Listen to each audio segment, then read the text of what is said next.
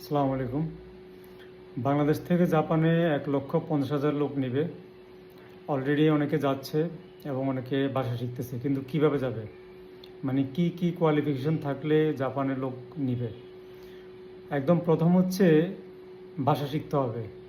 N5 এবং N4 ভাষা শিখতে হবে। এই ভাষা শেখার পর আপনি যদি, এটার একটা পরীক্ষা হয়, জাপানের ল্যাঙ্গুয়েজের একটা পরীক্ষা হয়। পরীক্ষা হচ্ছে বিভিন্ন ইনস্টিটিউট আছে।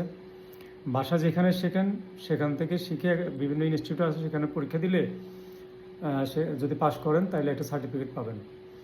সেই সার্টিফিকেটটা হলো মেইন। সেই সার্টিফিকেটটার পরে আপনি যে কোনো কোম্পানিতে ইন্টারভিউ ছাড়াই যেতে পারবেন। তো এখানে সর্বনিম্ন কোয়ালিফিকেশান 8 পাস হলেও যাইতে পারবে, কিন্তু ভাষাটা শিখতে হবে।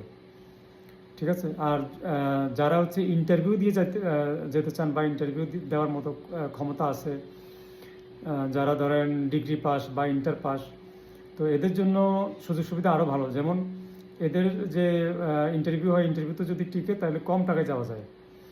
আর যদি ইন্টারভিউ ছাড়া যায়, অর্থাৎ আপনি শুধু ভাষা শিখে যাবেন, ভাষা শিখে যদি ইন্টারভিউ না দিতে চান, যদি এমনি এমনি লেবারি বিষয় যেতে চান, তাহলে সেক্ষেত্রে কিন্তু একটু কস্ট বেশি পড়ে।